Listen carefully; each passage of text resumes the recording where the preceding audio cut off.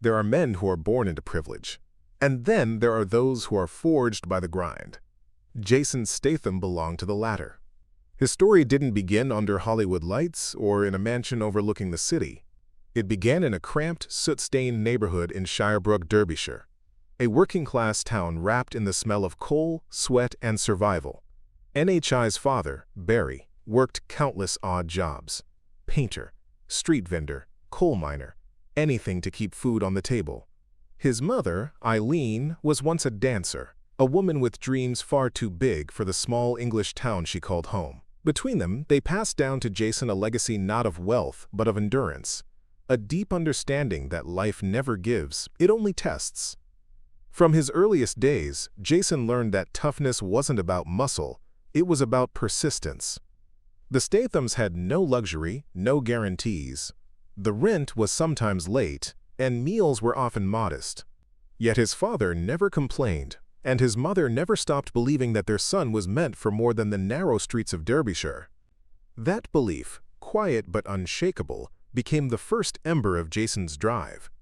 As a boy, Jason wasn't the biggest or the loudest, but he was unbreakable. He spent his childhood jumping off walls, diving into cold rivers, and mimicking Bruce Lee moves in the mirror. His fascination with martial arts and physical precision began early, not as a hobby, but as an escape. When life was hard, movement was his language. The water became his sanctuary, and diving became his discipline. In his teenage years, Jason's athletic potential was undeniable. He joined Britain's national diving squad, training alongside Olympic hopefuls. For 12 grueling years, he dove off platforms with fearless precision, slicing into the water like a blade. The dives weren't just sport, they were rebellion against the limits of his birth. And at the 1990 Commonwealth Games, he represented England. Though he didn't medal, his performance was strong enough to draw notice. Coaches believed he could go all the way to the Olympics. But destiny had a different script. In 1992, during Olympic trials, Jason narrowly missed making the British team. It was a heartbreak that shattered years of discipline. He had spent over a decade preparing for a moment that never came. NTHE defeat could have broken him. It almost did. For a while, he drifted. Without diving, he felt invisible again. He returned home, not as a champion, but as another face in the crowd. His parents offered comfort, but Jason knew words wouldn't pay the bills. London beckoned loud, ruthless, and indifferent, but he went anyway. There, on the unforgiving streets of the city, his second education began. With no money, no career, and no direction, he turned to the same trade his father once relied on: street hustling. Not crime, but survival. He sold cheap jewelry, fake perfume, and knockoff watches in open-air markets, shouting over traffic and competition. Every sale was a test of wit and charm. Every failure was another bruise on pride. Amid the chaos of the markets, Jason discovered something priceless: the art of persuasion. The ability to read people, to command attention, to stay sharp when the world tries to wear you down. It wasn't acting yet, but it was performance. And like every true hustler, he learned to mask exhaustion with confidence, to turn rejection into rhythm. Nights were long and cold. Sometimes he'd return to a rented room with cracked walls and no heat, his pockets half empty, his body aching. But even then, he refused to complain. "Keep moving," he told himself. "Never stop moving." Those words became his personal creed, the same energy that would later define his action scenes, his stunts, and his survival. Then came the unexpected turn, the first flicker of destiny. One afternoon, while hustling in London, he was spotted by a talent scout from a clothing brand looking for rugged, authentic faces. Jason's shaved head, sharp jawline, and no-nonsense aura stood out from the polished models around him. Soon after, he began modeling for brands like Tommy Hilfiger and French Connection. It wasn't fame, not yet, but it was oxygen, a lifeline out of poverty and obscurity. Still, Jason never allowed himself to feel comfortable. He knew how quickly luck could vanish. For him, the world wasn't something to be enjoyed. It was something to be conquered. In interviews years later, Jason would laugh about those early days, calling them character building. But behind the smile was memory of rejection, hunger, and endless uncertainty. He knew what it meant to have nothing, to be overlooked, to start again from zero. That knowledge would later make him one of Hollywood's most grounded stars, a man who never forgot where he came from, and why. The time the 1990s drew to a close, Jason Statham had transformed from a street vendor to a fashion model. But what he didn't know was that his next encounter, one that seemed accidental, would forever change his destiny. A filmmaker named Guy Ritchie was about to enter his life. And with him, Jason's gritty past was about to become his greatest weapon. Because the man who once sold perfume in the streets of London was about to sell something far more powerful: authenticity. The kind that can't be faked, can't be trained, and can't be bought. The kind born only in those who fought their way through the dark and refused to stay there. And that raw truth was about to make Jason Statham a name the world would never forget. London was noisy, unforgiving, and restless, a city that could crush you as easily as it could crown you. For Jason Statham, it was both his battleground and his teacher. By the late 1990s, he had spent years hustling through its streets, selling perfumes, fake watches, and whatever else could bring a few pounds in hand. Every day was a fight, a performance of confidence he didn't always feel, a daily act of survival disguised as charm. And then, fate, as it often does, arrived in a form he never saw coming. A man named Guy Ritchie. Ritchie, an emerging British filmmaker with an eye for authenticity, was scouting for his upcoming film Lock, Stock, and Two Smoking Barrels. He didn't want actors. He wanted characters. Real people with grit in their eyes and truth in their bones. When he met Jason, he didn't see a model. He saw a man who had lived the kind of street life he wanted to capture on screen. Ritchie asked Jason to audition, but it wasn't a typical screen test. Instead, he asked him to do what he did best: sell something. Jason stood in front of a camera and began hustling, the same way he had on the London streets for years. He sold Ritchie fake jewelry with unshakable conviction, blending charisma with cunning. When the test ended, Ritchie was convinced. He had found his man. One moment, born from years of rejection and grind, changed everything. In 1998, Lock, Stock, and Two Smoking Barrels hit theaters. The film was a revelation, raw, stylish, and ferociously British, but amid the gunfire and gangsters, it was Jason Statham's performance as Bacon, the smooth-talking hustler, that caught everyone's attention. His delivery was effortless because it wasn't acting. It was memory. The hustler on screen was the same man who once sold perfume on Oxford Street. Film exploded across the UK and quickly gained cult status in America. Jason's world shifted overnight. One moment, he was a street vendor scraping by. The next, he was rubbing shoulders with film producers and critics. But fame didn't inflate him.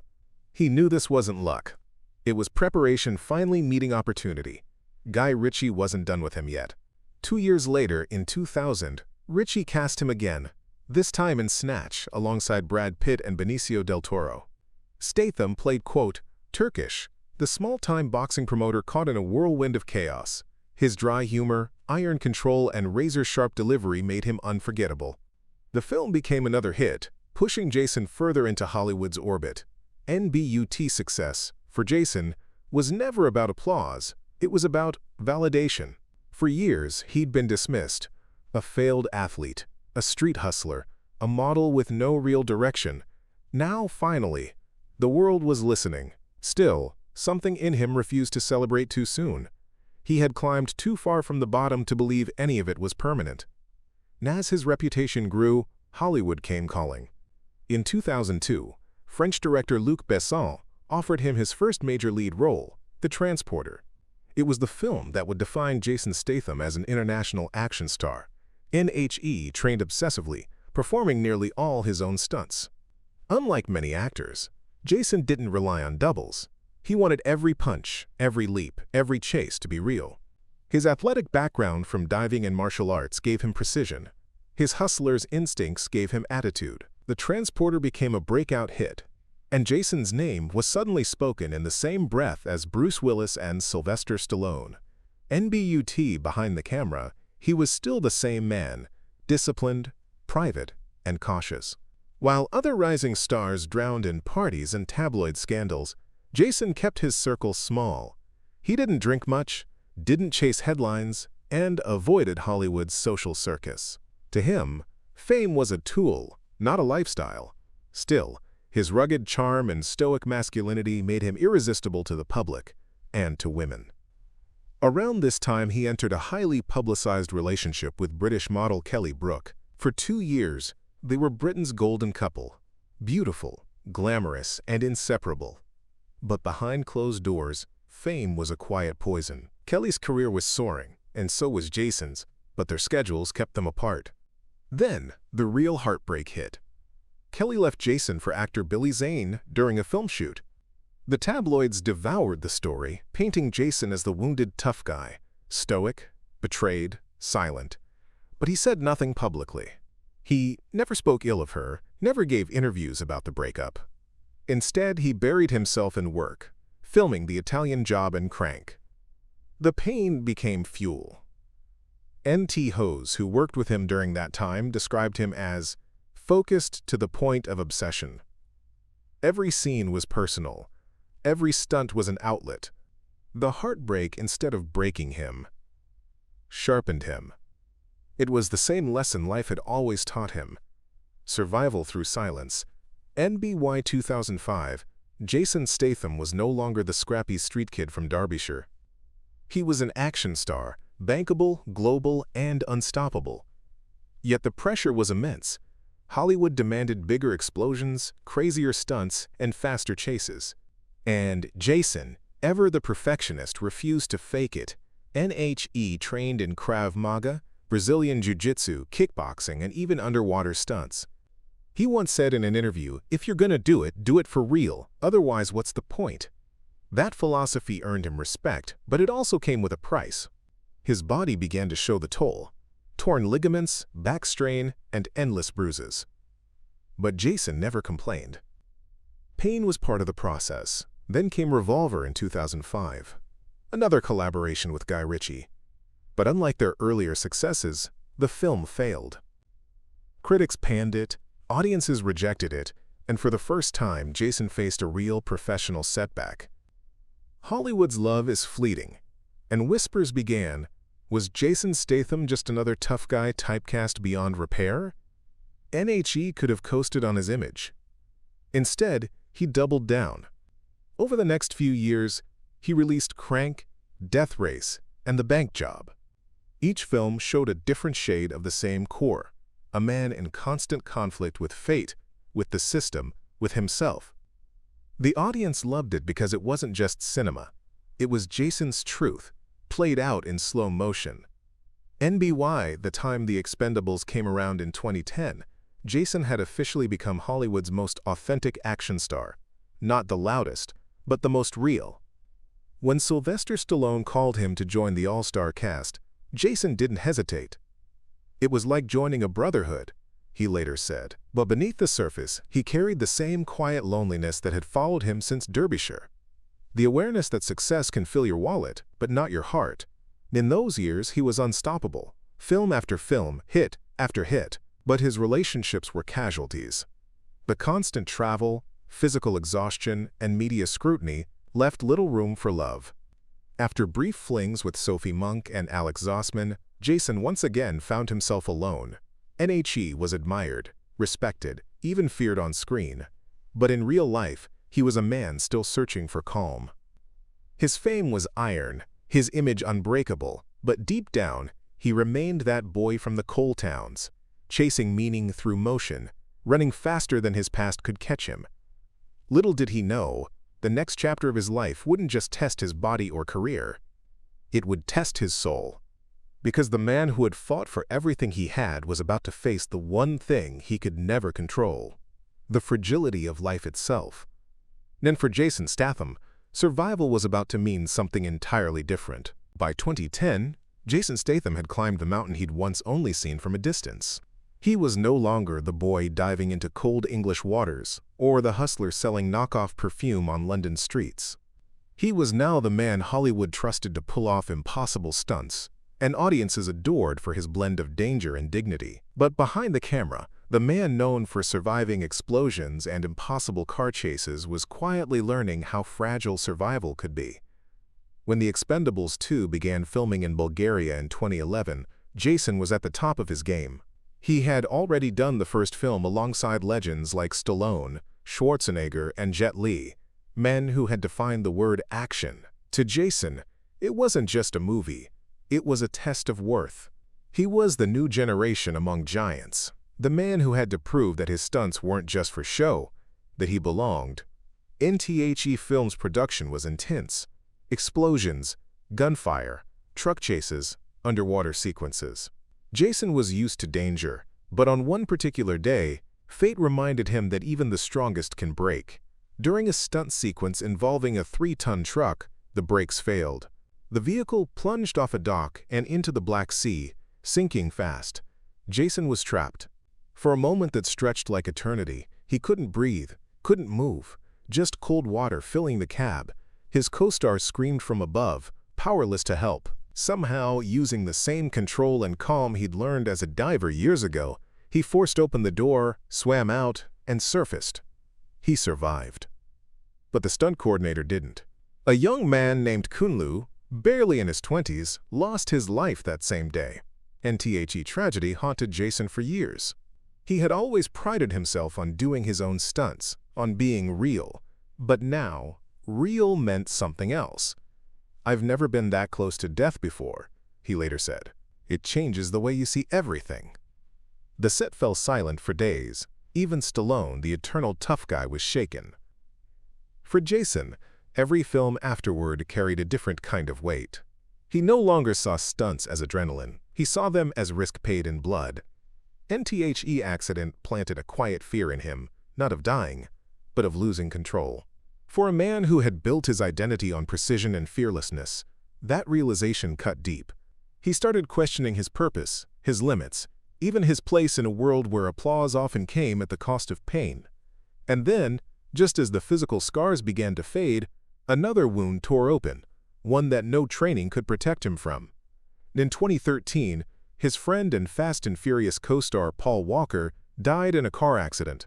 Paul wasn't just another actor to Jason. He was one of the few people in Hollywood who carried gentleness without pretense. They had bonded on set, two men on opposite ends of temperament but connected by sincerity. Paul's sudden death left Jason silent for days. During the filming of Furious 7, the cast struggled to finish scenes through grief. The film became more than a blockbuster. It became a farewell. Jason never spoke much about Paul's passing, but those close to him said he changed after that. He became quieter, more inward. The man who had once laughed between takes now trained alone, lingering in silence. For the first time, he wasn't just playing a man haunted by loss. He was living it.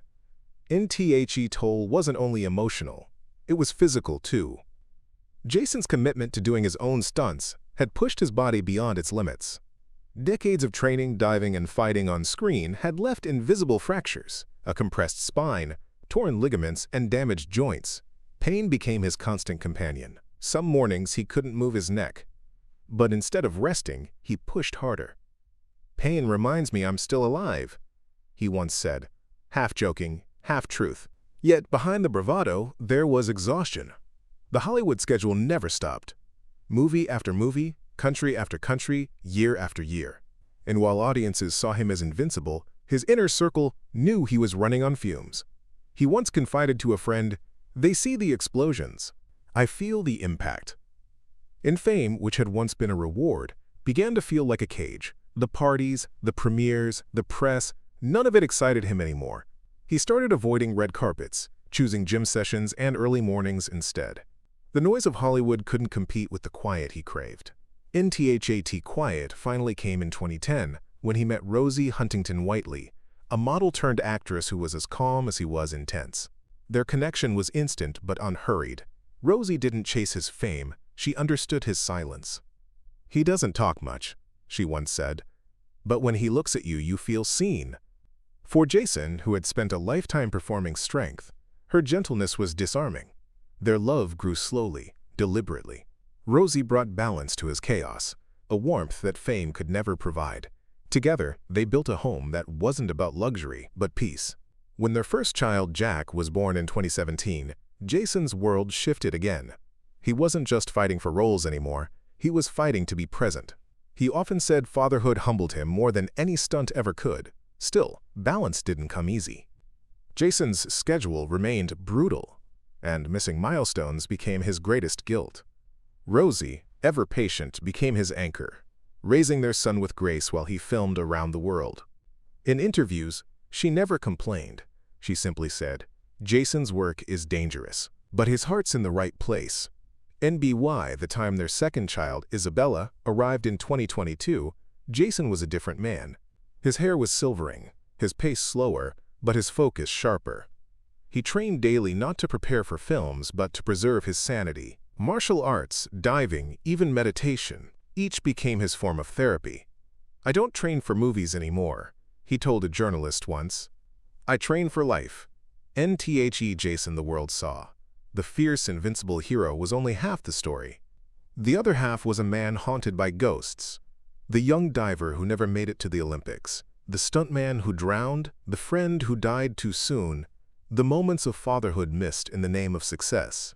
These memories didn't weaken him. They refined him. Pain, for Jason Statham, became a teacher. It stripped away the noise, the ego, the illusion of invincibility. It taught him that survival wasn't about never falling. It was about learning to breathe underwater, to rise again even when the world thought you were gone. In an interview years later, when asked what he feared most, he didn't say death or failure. He said, quietly, not being there for the ones who matter. It was the only time his voice trembled. Because for Jason Statham, the diver, the hustler, the action star, the greatest stunt he ever pulled wasn't jumping off a building or escaping a burning car. It was learning to stand still, to feel, to love, and to live without needing to prove anything. And yet, even as peace entered his home, Hollywood wasn't done testing him. Another storm, one born not from explosions but from doubt and reinvention, was already brewing beyond the spotlight. Because in a world where strength sells and silence is misunderstood, Jason Statham was about to face the one challenge even he couldn't punch his way through, the fear of fading away. By the time the 2020s rolled in, Jason Statham had done what few action stars ever managed. He'd stayed relevant across 2 decades, surviving the brutal churn of Hollywood's obsession with the new. But no matter how strong, fast, or fearless a man is, time always comes knocking. And in Jason's case, it didn't knock. It crept in quietly, disguised as silence. NFOR years. He'd been the go-to name for raw, physical, no-nonsense action. The Transporter franchise had made him an icon. Crank, Safe, Parker, Homefront, The Mechanic. Each film solidified the brand. The lone man with a clenched jaw, fighting not for glory, but survival. Fans knew what to expect from a Jason Statham movie. Sweat, grit, precision. But as the world changed, and audiences turned to superhero universes and digital effects, the kind of danger Jason represented started to feel old-fashioned. Suddenly, Hollywood was asking for bigger explosions, but less reality. The fight scenes became CGI-heavy, the bruises were replaced by pixels. Jason, a man who built his legacy on authenticity, found himself at odds with the very system that had crowned him. "They want everything green screen now," he once said with a dry laugh. Where's the fun in pretending? NFOR, the first time since his breakout, Jason began turning down roles. The scripts that landed on his desk were glossy but hollow. Recycled stories, predictable sequels, artificial stakes. He wasn't interested in being another aging hero with nothing left to say. But walking away came at a cost. And producers stopped calling as often. The press moved on to newer names. Younger, flashier, easier to mold. Even fans began to notice his absence. His once reliable rhythm of 2 or 3 films a year slowed to a trickle. Online, whispers began, "Is Statham done? Has he retired?" NBUT, Jason hadn't quit. He was waiting, watching the machine from the outside, studying it with the same intensity he once used to study his opponents in a fight. For him, patience wasn't weakness. It was strategy. Behind the scenes, however, the lull took its toll. Statham had never been one to chase fame. But for a man defined by discipline and drive, stillness was foreign. The phone that once rang non-stop now sat silent for weeks. He filled his time with training, fatherhood, and quiet dinners with Rosie, who had learned to read his moods without words. She once described those years as a quiet storm, peaceful on the surface but heavy underneath. Jason's identity had always been tied to doing, to movement, to sweat, to action. Without it, he began to wonder who he really was when the cameras stopped rolling. He'd built a career on control, but now life was testing his ability to let go. He often said that the hardest part of aging in Hollywood isn't the wrinkles. It's irrelevance. They'll love you for being real, he once muttered to a friend, until they find something shinier. Then came another test, the pandemic. Productions halted, theaters closed, and for a time, the film world went dark. Jason found himself locked in with his family, far from the chaos of sets and stunt teams. For the first time in decades, he wasn't performing for anyone. He cooked, he read, he played with his son in the garden. And somewhere between the silence of lockdown and the laughter of his children, he rediscovered something he'd forgotten. Peace.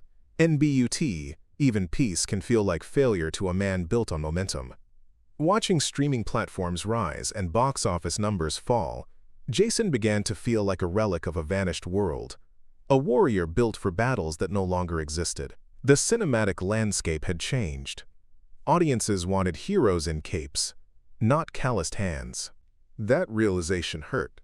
He was too proud to say it aloud, but deep down, Jason feared something he'd never faced before: being replaceable. When Fast and Furious Presents Hobbs and Shaw released in 2019, it was meant to be a celebration, a spotlight on his dynamic with Dwayne Johnson, two titans of physical cinema. The film grossed hundreds of millions, but behind the scenes, tensions simmered. The industry loved to pit strong men against each other, and tabloids ran stories of rivalry and ego. Jason doesn't play politics, a crew member said. He plays truth. And that scares people. Statham never confirmed or denied the feud rumors, but he quietly distanced himself from the franchise afterward. For him, respect mattered more than money, and in Hollywood, that's a dangerous philosophy. NBY 2021, Jason was in what many called his quiet period. His roles became fewer, but deeper, darker. Films like Wrath of Man showed a side of him audiences hadn't fully seen: cold, calculating, emotionally broken. The performance was raw. Less about fists, more about fear. It was Jason stripped of artifice, a man haunted by revenge. Critics called it one of his best performances. NBUT behind that restrained fury was truth. The character's anger mirrored Jason's own frustration. With the system, with time, with the expectation that he remained forever young, forever indestructible. NHE once told a journalist, "You can't play the same man forever." At some point, the mask starts to crack, and yet, even as he wrestled with fading fame, the world wasn't done with him. Just when it seemed like Jason was slipping into quiet obscurity, fate, as it had so many times before, threw him a lifeline disguised as a challenge. And a call came from director Guy Ritchie, the very man who had first discovered him 2 decades earlier. Ritchie wanted to reunite for a film that wasn't about explosions or revenge, but about reinvention. It was a story about trust, betrayal, and the violence that simmers beneath composure. When Jason read the script, something clicked. The fire returned. It wasn't nostalgia. It was purpose. Because for Jason Statham, the fight was never really about survival. It was about significance. And as he prepared to step back into the ring, older, wiser, but no less dangerous, one truth echoed louder than ever. Legends aren't defined by how loud they roar. They're defined by how long the world remembers the silence they leave behind. Then Jason Statham. His silence was about to shake Hollywood once more. The call from Guy Ritchie wasn't just another job offer. It was a resurrection. After years of silence and whispers that Jason Statham's era was over, fate had circled back to where it all began. The man who had once spotted him selling fake perfume on the streets of London now sought him again, not out of nostalgia, but respect. Guy Ritchie wanted the raw, unpolished Jason, the one who didn't just act tough, but was tough. NTHE Project became Wrath of Man, a brutal, stripped-down story of vengeance and loss. But beneath the gunfire and grit was something else: truth. For Statham, the role was personal. He poured into it every scar, every betrayal, every moment of quiet rage that Hollywood had fed him. The film didn't just mark his return, it redefined it. Critics who once dismissed him as a one-note action hero now called him stoic, magnetic, intensely human. NFOR Jason. It was never about proving others wrong. It was about proving himself right. After decades of carrying the label of the tough guy, he finally showed the world that toughness had layers. It could hurt, it could heal, and it could even love. When Wrath of Man premiered in 2021, audiences didn't just see a movie. They saw a statement. Jason Statham was back, but not as the youthful street fighter or the indestructible transporter. He had evolved into something rarer, a survivor who had turned pain into philosophy. Hollywood, ever fickle, began to notice. Scripts poured in again, some familiar, others experimental. Jason, however, had changed. Gone were the days when he said yes to every explosion. He'd earned the right to say no, and he did, often. He turned down offers worth millions because they didn't speak to him. "If I don't feel it," he told a journalist, "I don't fake it. I've done enough pretending in my life." What people didn't know was that this newfound clarity came from something deeper: his family. Rosie Huntington-Whiteley had been his quiet miracle. While tabloids loved to paint her as the model who tamed the action star, the truth was gentler. She didn't tame him, she understood him. In her, Jason found the peace he never had on set, a calm that neither fame nor fortune could buy. He'd often come home from filming, bruised and wordless, and Rosie would simply sit with him, no questions, no pity, just presence. When their son Jack was born in 2017, Jason confessed to a friend that it was the first time in my life I felt like I'd won something that mattered. NBUT fatherhood didn't come easily. Jason's life had been defined by discipline and control, two things children laugh in the face of. For a man who spent years dodging bullets on screen, changing diapers felt like another kind of chaos. But he adapted, slowly, humbly. NBY 2022, their second child, Isabella, arrived. Jason, now nearing 55, was no longer chasing deadlines. He was chasing moments. Breakfasts before school, bedtime stories, quiet walks with Rosie along the Malibu coast. For once, the man who'd spent his youth running from failure, from hunger, from obscurity, had finally stopped. And yet, peace didn't mean passivity. The fire was still there. It had simply changed shape. Jason's workouts weren't just for the camera anymore. They were therapy. He trained daily, not to impress anyone, but to keep himself centered. "The weights don't lie," he once said. "You lift, or you don't. There's no pretending in the gym." And even his approach to Hollywood softened. Instead of chasing big studios, he began collaborating on projects with real vision. In Operation Fortune, Ruse de Guerre, 2023, another Guy Ritchie collaboration, he balanced humor and menace with masterful restraint. It wasn't just another spy flick. It was proof that Statham could do more than punch his way through a script. But behind that professional resurgence, there lingered a haunting shadow: the stuntman accident from The Expendables 2. Even years later, Jason couldn't shake the image of the young man's face before the explosion.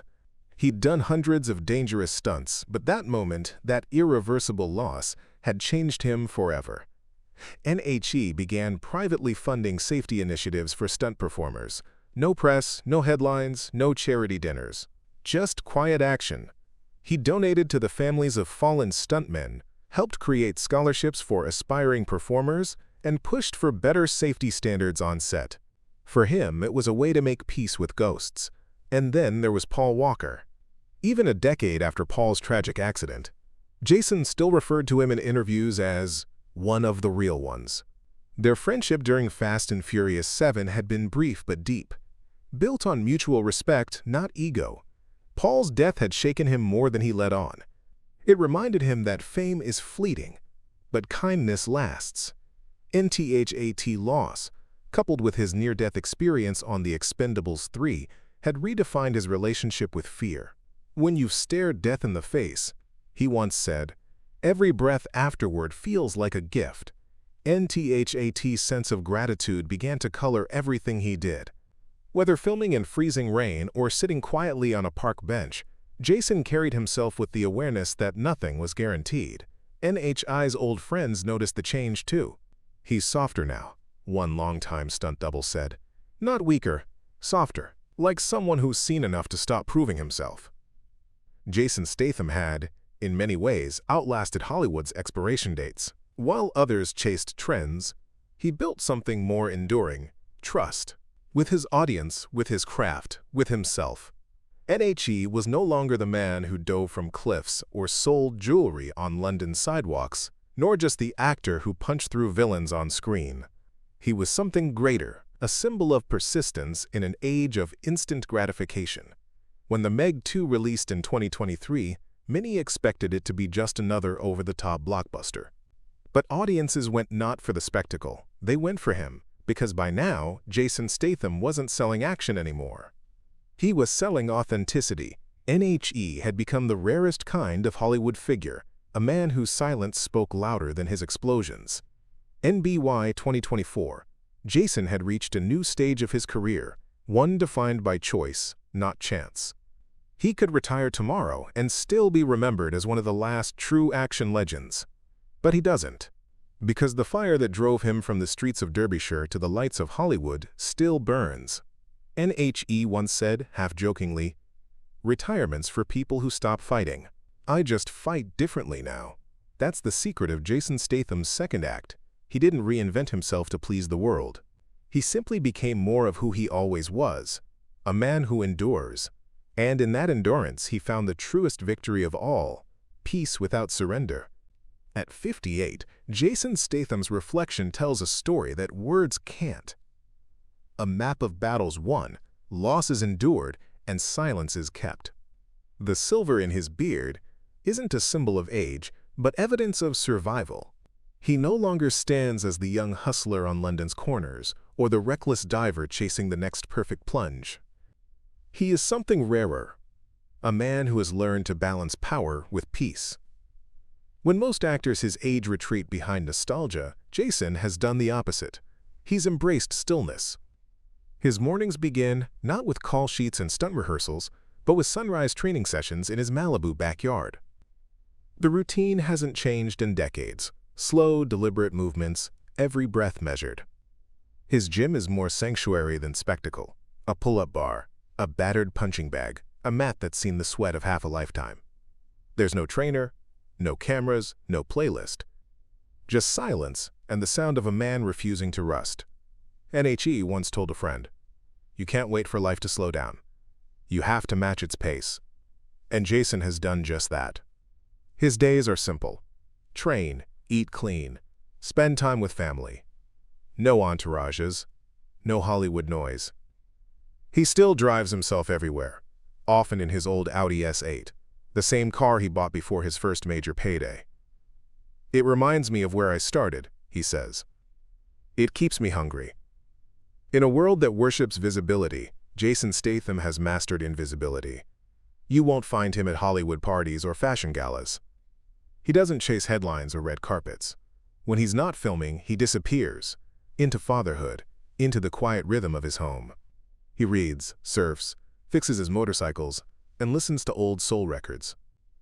Rosie calls it his retreat mode. The time when he resets the man beneath the myth. NBUT even in retreat. He hasn't abandoned his mission. He continues to mentor younger stunt performers, teaching them not just how to move, but how to survive. Don't chase fame, he tells them.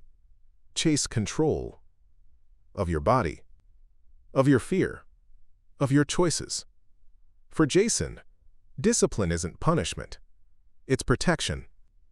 The same discipline that saved him from poverty, from rejection, from the chaos of fame. And yet, the more peaceful his outer world became, the more he began to wrestle with something deeper: legacy. What would his mark be? What would remain when the lights dimmed and the camera stopped rolling for good? In FOR decades, Jason had defined strength through motion, punches, jumps, falls. But now, as he watches his son mimic his workouts or his daughter laugh in the garden, he realizes that legacy isn't built on what you do, but what you teach without words. He doesn't lecture his children about hard work. He shows them. Every rep, every early morning, every quiet act of integrity is his way of leaving behind a manual for endurance. In 2024, when a journalist asked him about his future in Hollywood, his answer surprised everyone. "If it all ended tomorrow," he said, "I'd be fine. I've had more than I ever deserved." It wasn't false humility, it was gratitude. The same gratitude that once kept him standing on cold London streets, selling knockoff perfume just to eat. He hasn't forgotten that boy. In fact, he still keeps a small box in his home office filled with old mementos, a diving badge, a street vendor's permit, and a photo of his parents smiling outside their tiny Derbyshire home. "That's my real trophy," he once said softly. "The proof that I made it out." NBUT, making it out, never meant escaping his roots. Jason still visits Derbyshire when he can. He doesn't announce it, doesn't film it. He just walks through his old neighborhood, buys coffee from the same corner store, and watches the new generation hustling with the same fire he once had. Locals say he's quiet, almost shy, never behaving like a star. One old neighbor recalled, "He still holds the door for everyone, even when people don't realize who he is." NTHAT humility has become the cornerstone of his legend. In an age of arrogance and spectacle, Jason Statham's power lies in restraint. He doesn't need to remind the world of his toughness. The world remembers. Even his career choices now reflect this maturity. Gone are the days of back-to-back blockbusters. Instead, he chooses projects with personal weight, stories about loyalty, loss, and redemption. He's even been rumored to be producing a documentary on stuntmen, aiming to shine a light on the unsung heroes of the industry. "They're the backbone," he said. "We get the applause, they get the bruises." NTHAT empathy, that awareness of others, is what separates Jason from the characters he plays. For years, audiences saw him as invincible. But the real Statham? He's a man who feels everything deeply and hides it well. The losses he's endured, his father's passing, the friends gone too soon, the career dips that nearly broke him, have shaped him more than any script ever could. He's never been one to chase awards, but the quiet respect he commands in Hollywood is unmatched. Directors trust him, crew members love him, co-stars admire him. Not for his fame, but for his consistency. He shows up, on time, prepared, humble, always. And while he rarely speaks about faith or philosophy, there's something almost spiritual about the way he lives, a belief that life's meaning isn't in what you collect, but in what you endure with grace. "I've been broke, bruised, and lucky," he once said. "I'll take lucky." NBUT luck alone didn't carry him here. It was choice. The choice to keep moving when doors closed, to keep believing when the world forgot, to keep loving when fame threatened to hollow him out. Today, with a net worth surpassing $120 million and a film legacy stretching across continents, Jason Statham could easily vanish into luxury. Yet, he doesn't. He still trains in the same sweat-soaked gym, still eats the same oatmeal breakfast, still insists on doing his own stunts, even when his team begs him not to. Because to him, authenticity isn't negotiable. If it's not real, he says, what's the point? NTHAT line, simple, grounded, unapologetic, captures everything Jason Statham stands for. And that's why his legend endures. Because unlike the heroes who explode onto screens and vanish with the next trend, Jason's story is timeless. It's not about perfection. It's about persistence. It's about the man who fell, got up, and kept walking, again and again, until the world had no choice but to notice. NHE began as a street hustler, became a diver, turned model, then action star. But beneath all those identities, he's always been the same man, resilient, relentless, real. And as the sun sets on his 5th decade, Jason no longer chases greatness. He embodies it quietly. His children will grow up knowing their father wasn't a superhero, but something better, a human being who refused to quit. And that's the legacy he leaves behind. Not the roar of engines or the clash of fists, but the soft echo of endurance. Reminder that strength is not in how loudly you fight, but in how calmly you rise. Over and over again, Jason Statham's story began in silence, was built in struggle, and now rests in peace. He's not Hollywood's loudest man, he's its last quiet warrior, proof that true power doesn't shout, it simply stands, unbroken.